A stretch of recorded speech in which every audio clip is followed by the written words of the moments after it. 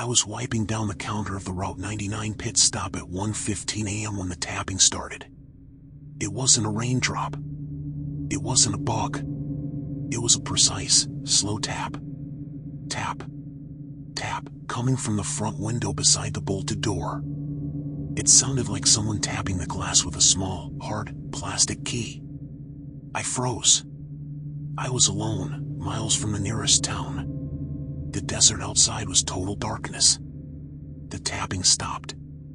Then, sliding slowly down the outside of the window, directly over the tapping spot, was a long streak of thick, dark motor oil. It smeared downward like a finger dipped in engine grease had dragged itself across the glass.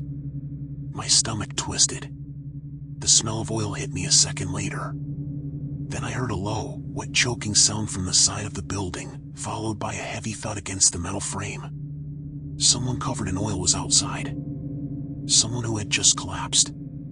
My name is Jeremy, and I had recently taken the graveyard shift at the Route 99 pit stop, a lonely, aging gas station standing alone in the Arizona desert. My shift ran from 10 p.m. to 6 a.m. The only instruction my manager, Mr. Olin, gave me was odd: keep the place clean, and always wipe the small round mirror above the snack aisle. Needs to stay spotless. He'd pointed to a cheap, round security mirror in the back corner. I wiped it every night, even though it never reflected clearly. The mirror always seemed foggy, like it was trapped under a film of dust no cloth could remove. The night after the tapping, I checked the outside of the building. No one. No footprints. No oil. Just desert wind and silence. The following night, I went to wipe the snack aisle mirror as usual. But when I looked up, the mirror was gone. Not broken. Not cracked. Gone. The metal bracket was still screwed to the ceiling, perfectly intact, but the mirror had been removed surgically clean from its frame. As I stared at the empty bracket, my eye caught something on the shelf beneath it, a small, tarnished steel engine filter fragment. Perfectly placed between candy bars. It was clean except for dry mud smeared across its edges. It smelled strongly of burnt gasoline. Someone had taken the mirror and left behind a piece of a ruined vehicle. I placed the metal fragment on the counter and tried to steady my breathing. Later that night, while I counted cash in the tiny back office, I heard a new sound coming from the lock stock room behind the counter. A soft, rhythmic SSSSHHH. SSSSHHH. A slow sanding sound. Someone sanding metal, applying deliberate pressure. I approached the stockroom door. The sanding stopped immediately. Silence. Then something heavy and wet splat onto the stockroom floor. The strong smell of fresh motor oil pushed out from under the door. Someone, or something, was in that room, trying to clean metal drowned in oil. I backed away, shaking. I returned to the front counter to ground myself. My black rubber work gloves were sitting there earlier. Now they were gone. In their place was a thin piece of worn black leather. Old, brittle, and smelling of grease. It looked like a fragment from a heavy-duty driving glove. Someone had taken my protective gloves and replaced them with their own, destroyed version. I looked down.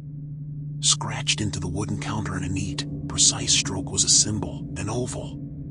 Inside it, one word. Watch. Not a warning. A command.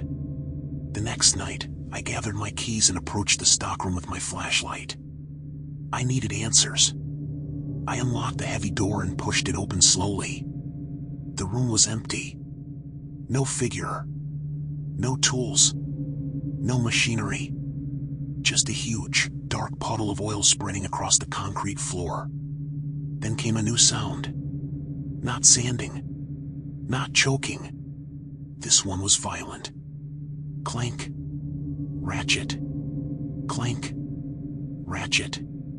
A giant wrench tightening and loosening metal rapidly in the empty, dark corner. The wrenching stopped instantly. A sudden blast of hot air rushed out from the corner. The air smelled of burning rubber and overheated engine parts. Then something small rolled slowly across the oily floor toward me, a single-use tire valve cap. blackened, sticky with oil. I picked it up, and the floor seemed to vibrate faintly, as if a heavy machine had just shut down. I walked out, shut the door, and forced myself to think clearly.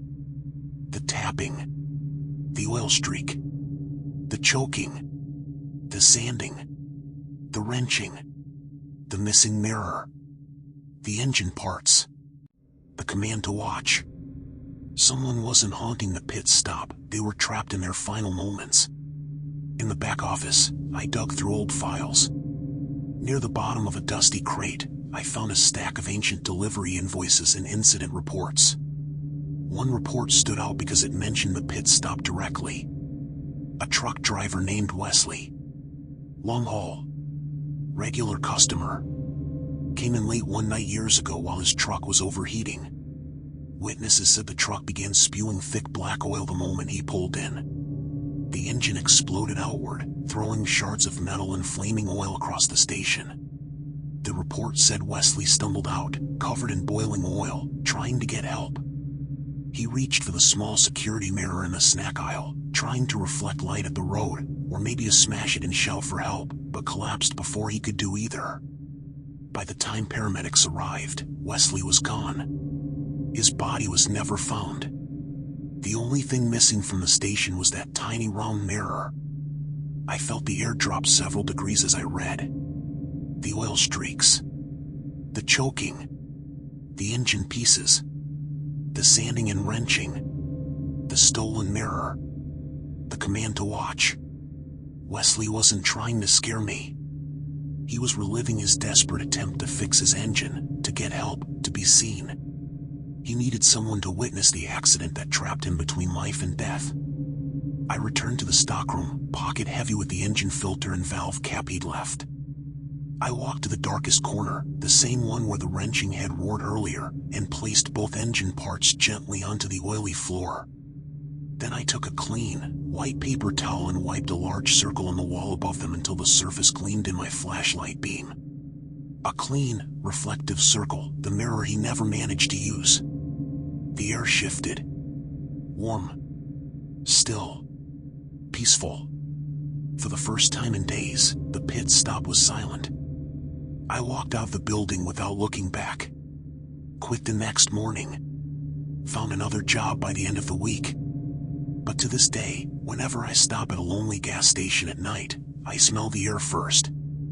If I catch even the faintest whiff of burning oil, I get back in my car.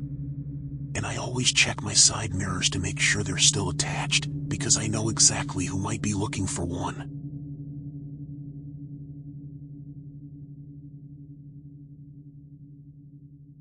I was sitting in the back storage room of Desert Star Fuel at 3:55 a.m. when the sound cut through the still air like a blade. A sharp, high-pitched sobbing, SOB. Weep. Hack echoed from the front of the station. It didn't sound human. It sounded like someone choking on their own grief inside a glass box. For a second, I thought it was the wind or some desert animal. But it wasn't coming from the highway. It was coming from the old, cracked payphone booth outside the station's entrance. I froze. The booth was dead. Completely broken. The phone wasn't even connected anymore. Yet the sobbing grew louder, rawer, like someone begging through static. Then, silence. The clear receiver hanging inside the booth slowly swung outward on its curly cord, tap, tap, tapping against the glass as if someone invisible had dropped it. My spine turned to ice. The booth was empty. But something had definitely been inside. My name is Marcus. I worked the graveyard shift at Desert Star Fuel, a lonely gas station sitting on the edge of a reservation, surrounded by miles of dust and dark. On my first night, the owner, Mr. Silva, had warned me. That payphone out front is dead. Don't touch it. Just keep the glass clean. And if the red out of order light ever flickers, don't look directly at it. He gave no explanation. Just walked away. The first few nights were quiet. The station smelled of old dust and hot concrete. From the front windows, I'd see the payphone booth under the flickering street lamp, looking like a forgotten relic. Every time I passed it, the air around it felt unnaturally cold, even when the desert stayed warm. Sometimes the phone directory inside the booth, which I knew I'd left folded shut, would be open on the floor the next time I looked. I brushed it off. Until the night the sobbing began. The next night, while restocking shelves, a new sound drifted from outside. Beep, beep, boop. Someone was dialing the payphone keypad. Slow. Careful. Intent. My throat tightened. That phone had no power. No dial tone. Nothing. I crept toward the window. Instinct told me to walk away. But I looked anyway. The booth was empty. But the small red out-of-order light glowed bright, flickering with each phantom beep. The shadows inside shifted like something was moving. Then the dialing stopped. The receiver lifted itself off the hook, not fast, but with slow, steady pressure.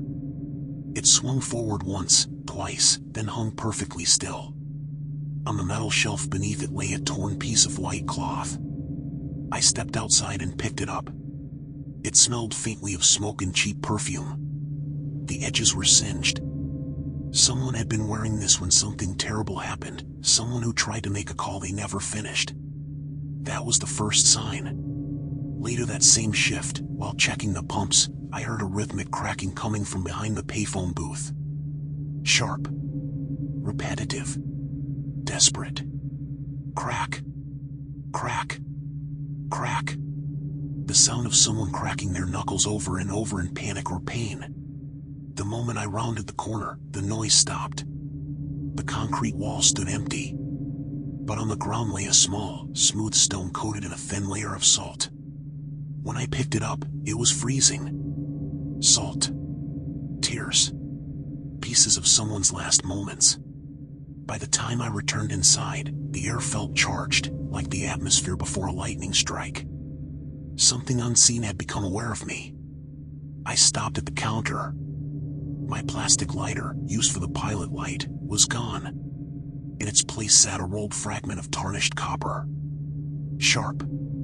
Cold. Like a coin that had been crushed and curled by heat. Someone had taken an instrument of fire and replaced it with money. A transaction. Scratched into the counter beneath it was a single word. Answer. My fear became a cold knot. The entity wasn't just calling into the dark. It wanted me to pick up. I grabbed my flashlight and stepped outside. The booth stood under the weak street lamp, coated in dust and night. I raised the light. That's when I heard a new sound. Not sobbing. Not dialing. A crisp, mechanical beep, beep, beep. The tone of an old telephone operator, the message that played when a call failed. But the sound wasn't coming from the booth. It was coming from inside the station. From the counter I had just left. I turned around. Silence. I felt a presence staring through the glass before I even looked back. Slowly, I turned to the booth. The receiver lifted again. The phone directory flipped a page by itself. Then the phone slammed onto the hook with a force that echoed across the lot. A moment later, something slid out from under the booth door and dropped onto the dirt with a soft metallic clink. A dime. A single, slightly bent dime. Wet. Sticky. Reeking of perfume. The final clue. I rushed inside, grabbed the cabinet key, and tore through the old documents stored beneath the counter. Mr. Silva had apparently kept decades of old police reports. I didn't know what I was looking for until I saw it. A report about a woman named Selena. Years ago, she had been driving late at night when her car broke down outside the station. She ran to the payphone booth, this exact booth, to call for help. She used her last dime. Before she could finish her call, a truck swerved off the road and smashed into the booth, killing her instantly. The driver fled and was never caught. They found her smeared handprint sliding down the inside of the glass. She died trying to stay upright, trying to finish the call that would have saved her. Her final act had never completed. She had been stuck in the loop ever since. The sobbing was her panic. The The cracking was her bones under pressure. The salt was her tears. The torn cloth was her clothing. The copper was the coin fragment. The dime was her last attempt to pay for the call. Everything replayed endlessly in the moment she died. I stepped outside again. The desert was silent. My breath fogged under the street lamp. I approached the booth slowly and laid my palm against the glass. It felt like winter. I took my keys and carved a single word into the outside of the booth. Done. Then I slid the dime and the curled coin fragment into the broken coin slot, fitting them together like pieces of a story that could finally end. I lifted the receiver off the hook and set it on the concrete step outside the booth. The cold air softened, just slightly, as if someone had finally exhaled. I didn't wait for anything else. I left the gas station, walking until dawn broke over the highway. I quit the job 2 days later. Even now, I hate the sound of a phone ringing in an empty house. I don't carry dimes. I don't carry copper pennies. I don't walk near old payphones. Because sometimes, late at night, when everything is quiet and the world feels colder than it should, I hear that faint, broken sob. Like someone trying one last time to finish the call. I finally ended.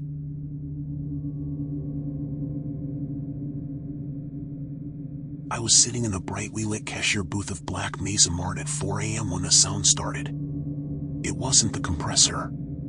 It was a faint, frantic SSS scrape. SSS scrape, coming from the giant metal ice machine bolted to the outside wall, directly behind me. The sound was too deliberate, like metal fingernails clawing from the inside.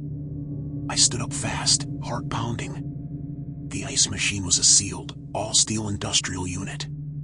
No one could be in there. The scraping stopped instantly.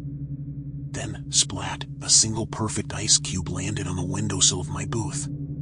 Crystal clear, but dripping dark, brackish water that smelled like rust and algae. Someone inside the machine had sent it out. My name is Devin. I had just started the graveyard shift at Black Mesa Mart, a lonely gas station near a massive quarry. The owner, Mr. Vance, warned me on my first night, check the ice machine hourly, but never open the main access panel. Wiring's bad, he said. He didn't look like he believed his own excuse. The place was always cold. Even in the summer, the tile floor felt like frozen concrete. The fluorescent lights flickered endlessly.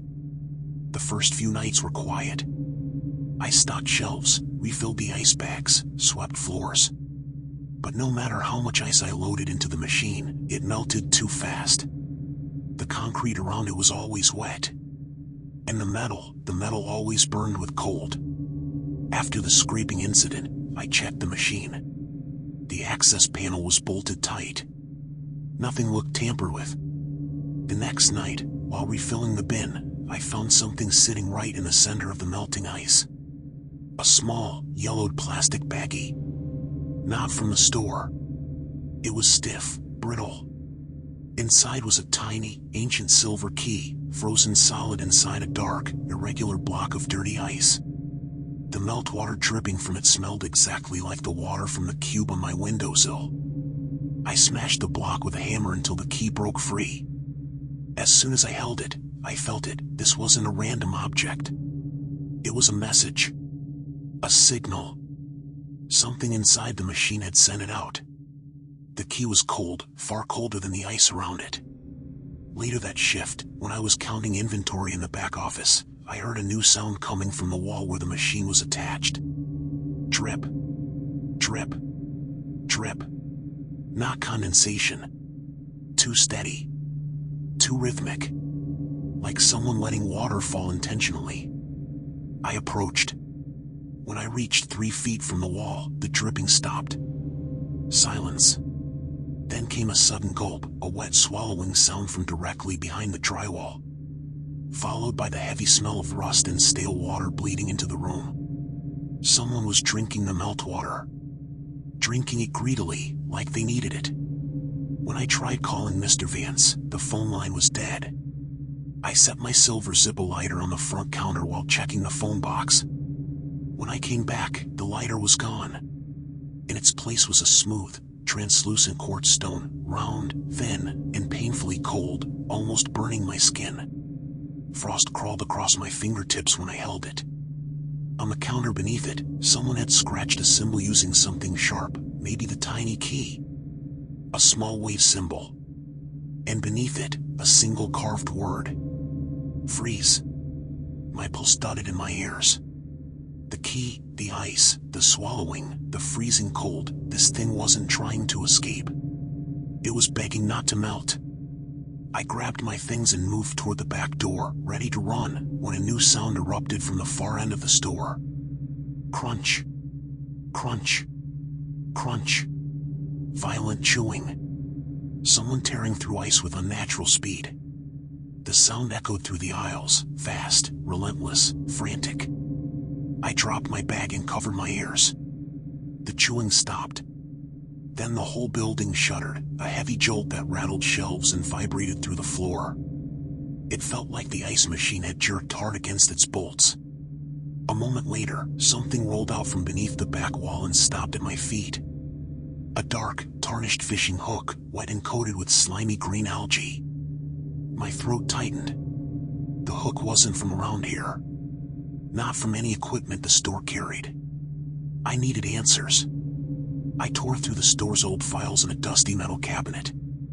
Most were outdated invoices and repair notes. But one thick folder caught my eye, old quarry safety reports. Inside was the file of a young quarry worker named Jared Millen. The report detailed a freak accident years ago. Jared had been working near a massive underground cistern when a support cable snapped. He fell into the cistern, into toxic, debris-filled quarry water contaminated with rust, algae, and old tools. His body was never recovered. The cistern was drained and sealed with a heavy metal plate. The same metal used for industrial ice machines. The scraping. The gulping. The dirty ice. The algae. The fishing hook. The plea to freeze. He wasn't trying to escape. He was drowning all over again, trapped in an endless loop of cold, contaminated water. Clawing at the metal walls. Drinking the meltwater because that was all he knew at the moment he died.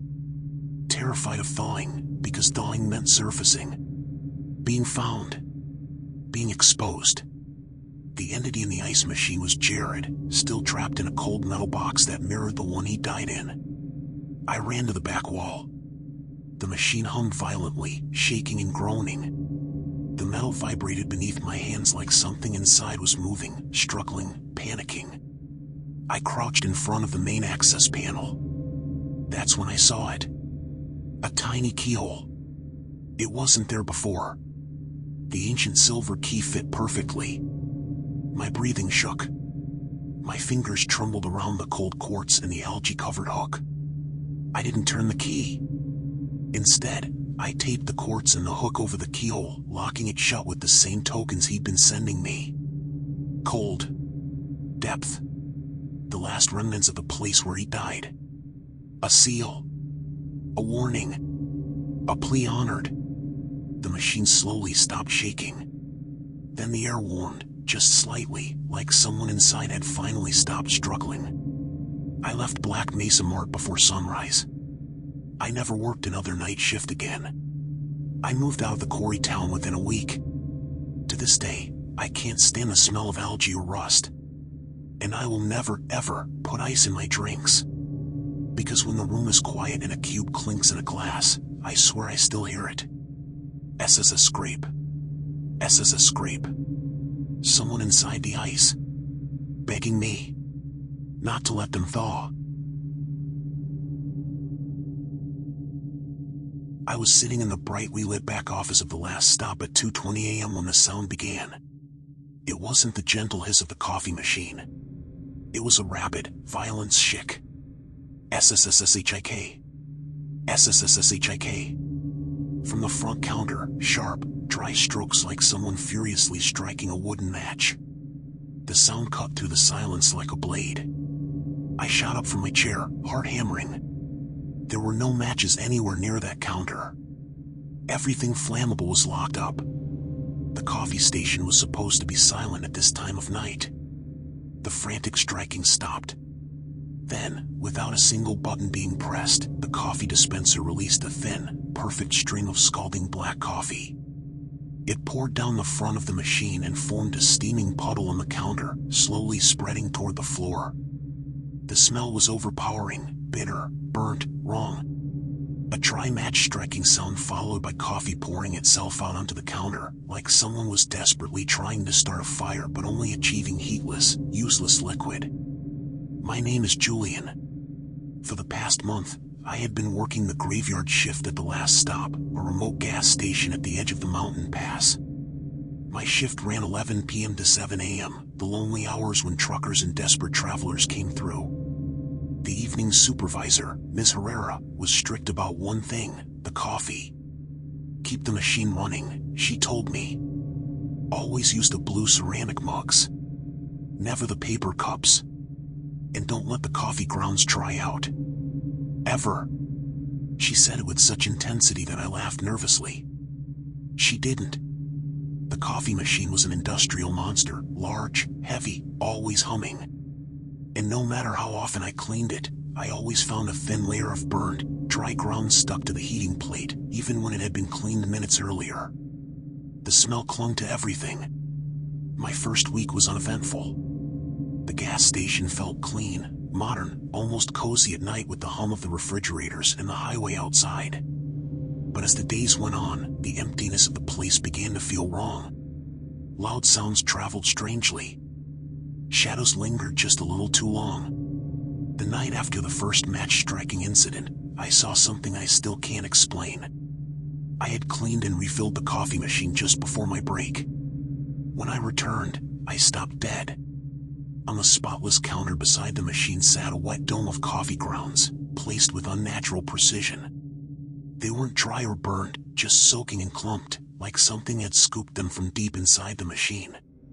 And sitting perfectly on top of the mound was a single-used matchstick, blackened and bent, its head scorched from repeated failed attempts to ignite. A faint sulfur smell hung in the air. Under the pile, barely visible, was a crumpled piece of brown paper with a large, dark X drawn on it. A mark. A warning. A signature. Something was trying to start a fire. Something that couldn't get a flame. The next afternoon, while restocking the beverage cooler, I heard a new sound from the seating area near the windows, an urgent, messy slurp slurp slurp, like someone rapidly drinking hot coffee and sucking loudly at the end of the cup. The sound stopped when I stepped closer. On the table sat one of the blue ceramic mugs. It was empty, but so hot I almost dropped it. It smelled strongly of burnt coffee, fresh, bitter, almost electric. Whatever had drunk from that cup had done its seconds before I arrived. The matchstick. The X. The overflow. The impossible drinking. Everything pointed to someone deeply, painfully cold, trying desperately to get heat in any form. That night, in the small utility closet, I made another disturbing discovery. I had left my silver key on a shelf earlier in the shift. It was gone. In its place was a thin, worn strip of heavy brown fabric. A piece of a jacket sleeve. The kind used by hikers or workers, thick enough for harsh weather. It smelled faintly of wood smoke and old exhaust, like someone who spent nights around engines and cold roads. On the shelf, someone had scratched a small flame symbol into the wood. And beneath it, carved with something sharp, maybe my key, was the word heat. My throat tightened.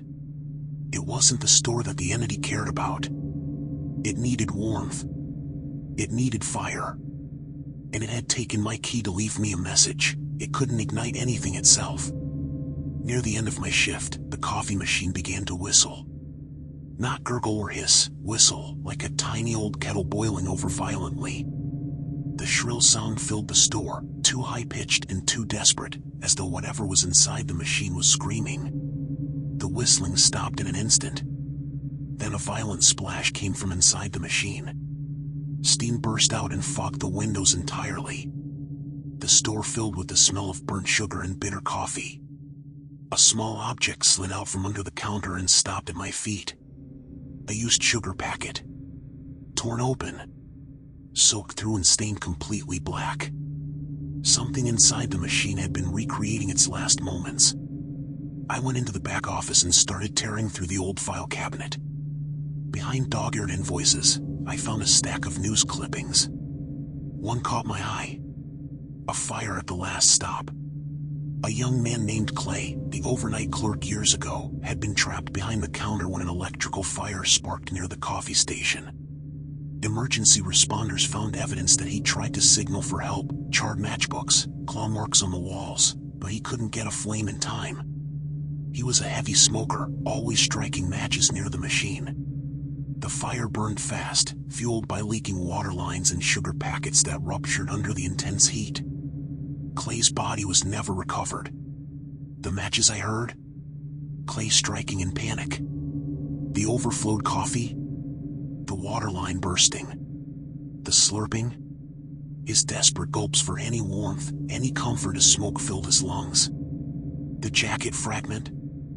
His final attempt to shield himself. The flame symbol? His last, frantic plea. He wasn't haunting the station. He was trapped in the moment of dying over and over again, reliving his final minutes in cycles of heatless desperation. The coffee grounds. The match failures. The whistling steam. The sugar packet. The carved flame. He wasn't trying to harm me. He was begging me to finish the fire he never could.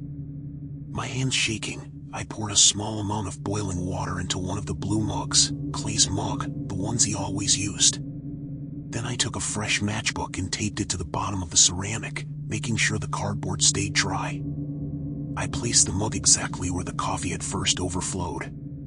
Finally, I tore open the wet sugar packet and sprinkled the dark grains around the mug like a circle. A boundary. A signal. A closure. The store went silent. The humming stopped. The air warmed slightly. And for the first time since I started working there, the coffee machine didn't vibrate or hiss. I walked out of the last stop without clocking out. I found a different job 2 days later. I haven't set foot in a gas station at night since. I still drink coffee. But I can't stand the smell of burnt grounds. And I will never, ever use sugar. Because when the room is quiet and my cup is steaming, sometimes I swear I hear it again. Shik. SSSSHIK. SSSSHIK. The sound of someone trying, failing, and forever needing just one spark.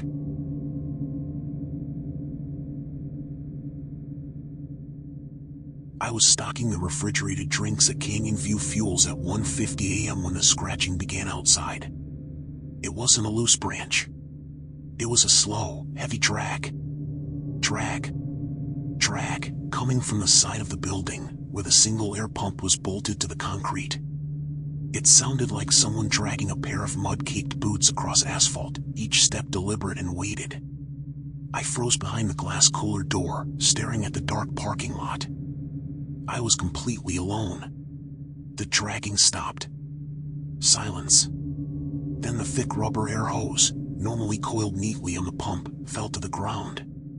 But it didn't just drop, it stretched out slowly, moving across the lot toward the highway as if being pulled by an invisible hand.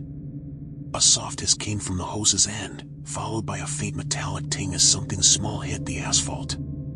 My chest tightened. Who was using the air hose, and why leave a metal object behind? My name is Perry. I had recently taken a graveyard shift at this remote gas station at the mouth of a long canyon, surrounded by rock formations and endless highway. My shift ran midnight to 8 a.m. The owner, Miss Keller, gave me one rule. The air pump is ancient. Never touch the hose after 1 a.m. If it's out, leave it. Keep the gauge above 40 psi at all times. I liked the quiet. The station was small, dusty, filled with the scent of dry earth and stagnant air. My first few nights were simple, clean pumps, stock oil. I noticed something odd. No matter how high the gauge started, it always dropped to exactly 38 psi by sunrise, forcing the pump to restart. The dragging sound and the hose moving itself across the lot left me shaken. I checked the gauge. It was 38 psi. I went inside and tried to calm myself, but I couldn't shake the sense of being watched, or worse, followed. The next night, during my routine pressure check, the hose was coiled as it should have been. But on the oil-stained concrete beside the pump was a fresh mound of thick, wet mud, scattered with small black pebbles. Clearly, it had been dragged from the canyon entrance. In the center of the mud rested a small, worn gray plastic cap, the type that screws onto a tire valve. It was scratched with deep, parallel grooves, unlike anything a careless hand could make. Beneath it lay a thin, crumpled piece of paper, soaked with cold water, marked with a perfect circle in faded blue ink. It hit me. The entity had entered from the canyon, cleaned its mud-caked feet, and left a sign, tied to tires, travel, and unfinished business. That afternoon, while counting cash in the back office, a new sound rose from the maintenance corner, a sharp, rapid pshhh. Pshhh. Pshhh. Like air escaping a pressurized container or a tire going flat inside the building. I crept closer. The hissing stopped as soon as I was 5 feet away. Silence. Then, behind the maintenance shelf, a soft, rhythmic thump. Thump echoed, like someone gently pounding rubber against the wall. The sound was quiet but desperate.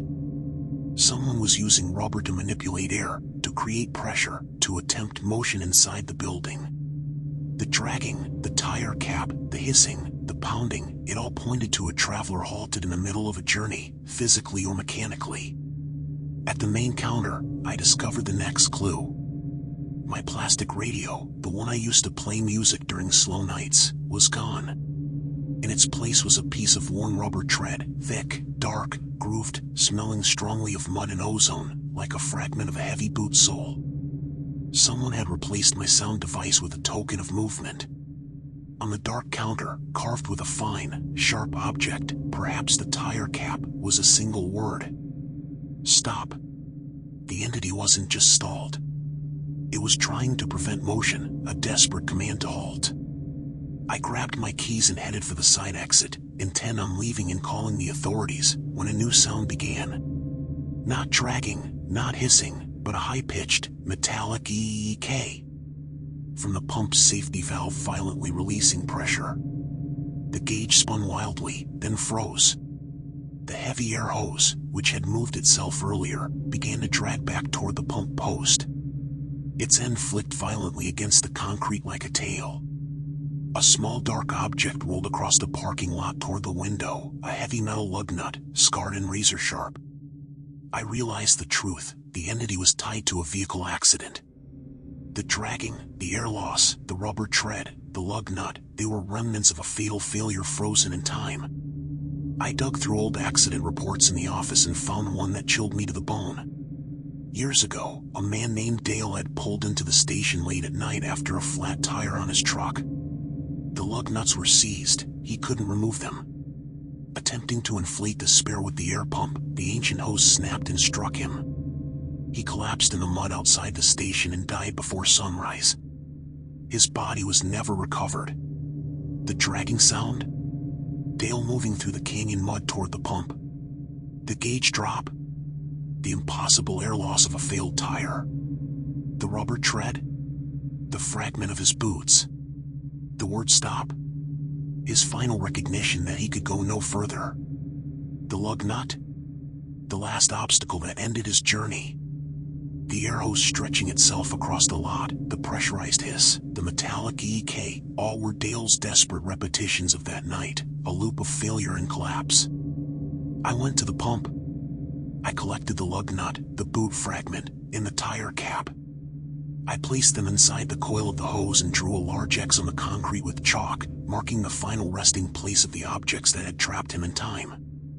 I left Canyon View Fuels immediately, walking down the empty road until a state trooper picked me up.